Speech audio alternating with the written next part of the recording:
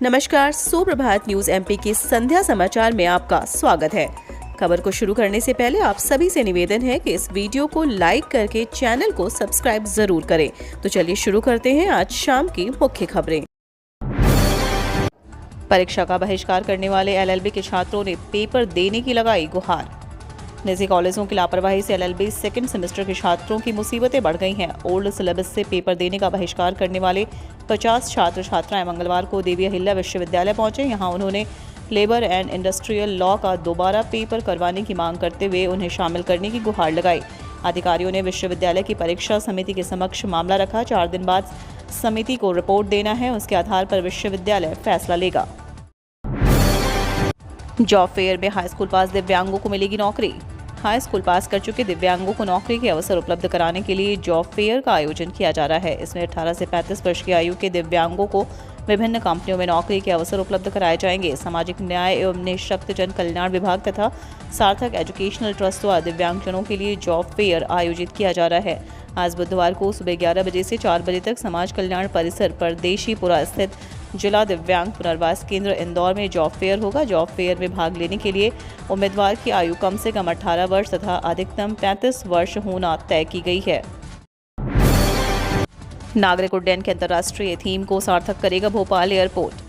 भोपाल का राजा भोज एयरपोर्ट नागरिक उड्डयन के अंतर्राष्ट्रीय थीम को सार्थक करने जा रहा है। संयुक्त राष्ट्र की ओर से प्रति वर्ष 7 दिसंबर को अंतर्राष्ट्रीय नागरिक उड्डयन दिवस मनाने की परंपरा प्रारंभ की गई है। इस वर्ष इस दिवस की थीम विमानन विकास के लिए उन्नत नवाचार है। एयरपोर्ट अथॉरिटी इसी थीम को आधार पर बनाकर एयर ट्रैफिक कंट्रोल टावर की ऊंचाई बढ़ाने का नवाचार करने जा रही है। पहले 20 मीटर ऊंचाई प्रस्तावित थी, अब इसे बढ़ाकर 32 मीटर ऊंचा किया जाएगा। भविष्य में अंतर्राष्ट्रीय उड़ानों को इससे नेविगेशन सहित लैंडिंग टेक ऑफ में मदद मिलेगी और संचालन प्रक्रिया और सुगम होगी। भोपाल के जम्बूरी मैदान पर जुटे पंचायत प्रतिनिधि सीएम शिवराज सिखाएंगे ग्रामीण सरकार चलाने के गुण। ग्राम पंचायत, जनपद पंचायत और जिला पंचायत के नवनिर्वाचित प्रतिनिधियों का सम्मेलन बुधवार को जम्बूरी मैदान में आयोजित किया जा रहा है। इस सम्मेलन में प्रदेश भर से आए सरपंच, जिला पंचायत और जनपद पंचायत के अध्यक्ष शिरकत कर रहे हैं। कुछ देर में मुख्यमंत्री शिवराज सिंह चौहान भी कार्यक्रम में पहुंचने वाले हैं। सीएम शिवराज पंचायत प्रतिनिधियों को संबोधित करने के साथ ही स्थानीय विकास लक्ष्यों के वैश्विक संकल्प के बारे में जानकारी देंगे। स्कूल शिक्षा विभाग की बड़ी तैयारी, 1 से 10वीं तक के छात्रों को मिलेगा लाभ।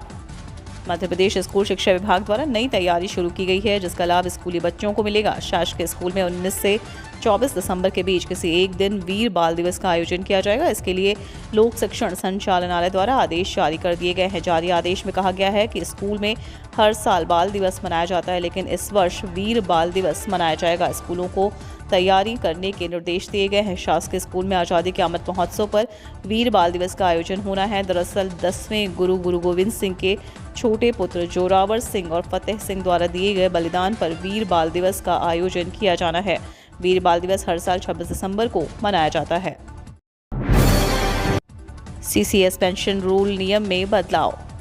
केंद्रीय कर्मचारियों के लिए लागू नियम में नोटिफिकेशन जारी किया गया, जिसमें central civil services pension rules 2021 के तहत नियम में बदलाव किया गया है। दरअसल सीसीएस पेंशन नियम 2021 के रूल 8 में नए बदलाव करने के प्राविधान को जोड़ा गया है। इस प्राविधान के तहत अगर केंद्रीय कर्मचारी अपने सेवा काल के दौरान किसी गंभीर अपराध या लापरवाही में दोषी पाए जाते हैं तो उनके रिटायरमेंट के बाद उनकी ग्रेच्युटी और पेंशन को रोका जाएगा। नियम में हुए बदलाव की जानकारी प्राधिकरण को भेज दी गई है।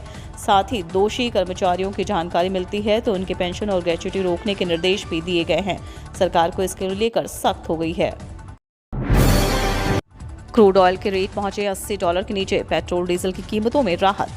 इंटरनेशनल मार्केट क्रूड ऑयल की कीमतों में भारी गिरावट देखी जा रही है। पिछले 11 महीनों में कच्चा तेल सबसे ज्यादा सस्ता हुआ है। इसकी कीमत $80 के नीचे पहुंच चुकी है। दूसरी तरफ देश के महानगरों में पेट्रोल और डीजल की कीमतों में कोई बदलाव नहीं हुए हैं। फिलहाल ब्रेंट क्रूड $79.35 प्रति बैरल और WTI $74.9 प्रति बैरल में बिक रहा है। मध्य प्रदेश में पिछले 3 दिनों से पेट्रोल और डीजल की कीमतों में राहत देखी जा रही है। कहीं ईंधन की कीमतों में गिरावट हुई है तो कहीं वृद्धि। वहीं डीजल ₹94.89 प्रति लीटर की कीमत पर बिक रहा है।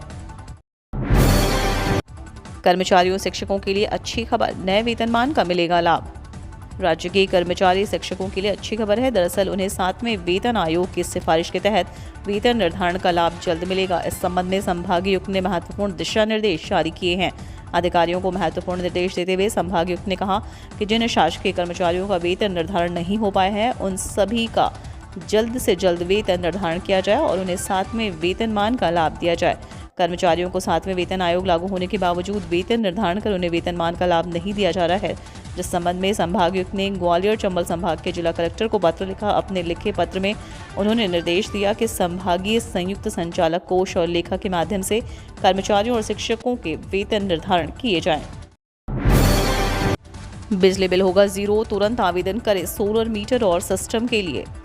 पूरे देश भर में बिजली की खपत लगातार बढ़ती जा रही है, जिसको देखते हुए सरकार बिजली उत्पादन के लिए हर घर सोलर पैनल का अभियान चला रही है। सरकार की इस लेटेस्ट योजना के तहत आप भी अपने घर पर सोलर पैनल लगाते हुए मुफ्त में बिजली का लाभ उठा सकते हैं। फ्री सोलर पैनल योजना के तहत उन सभी लोगों के घरों पर मुफ्त में सोलर पैनल लगाए जाएंगे जो इसके लिए इच्छुक हैं। ऐसे में आप भी सरकार की ऑफिशियल वेबसाइट पर जाते हुए सोलर पैनल के लिए मुफ्त में आवेदन कर सकते हैं, जिससे कुछ दिनों बाद आपको इसकी सूचना मिल जाएगी। एमपी पुलिस कांस्टेबल भर्ती के आवेदन इसी सप्ताह से MPPAB 7500 वैकेंसी का नोटिफिकेशन जल्द करने वाला है जारी। MP आबकारी विभाग में एक्साइज कांस्टेबल के 200 पदों पर भर्ती के लिए आवेदन इसी सप्ताह से शुरू होंगे। इच्छुक उम्मीदवार Madhya Pradesh professional examination board की वेबसाइट peb.mp.gov.in पर जाकर 10 दिसंबर 2022 शनिवार से आवेदन कर सकेंगे। एक्साइज कांस्टेबल के रिक्त पदों में 51 पद रेगुलर और 149 बैकलॉग भर्ती के हैं। आवेदन करने की अंतिम तिथि 24 दिसंबर 2022 है। कंप्यूटर बेस्ड लिखित परीक्षा 20 फरवरी 2023 को प्रस्तावित है। किसी भी विषय में 12वीं पास के लिए आवेदन कर सकते हैं। आयु सीमा 18 से 33 वर्ष है। एक्साइज कांस्टेबल भर्ती की आवेदन प्रक्रिया के बाद पुलिस में कांस्टेबल की 7500 पदों पर भर्ती का नोटिफिकेशन भी जारी होगा। संभवतः जनवरी में MP कांस्टेबल 7500 भर्ती की आवेदन प्रक्रिया शुरू हो सकती है। 12वीं पास युवा इसके लिए आवेदन कर सकेंगे।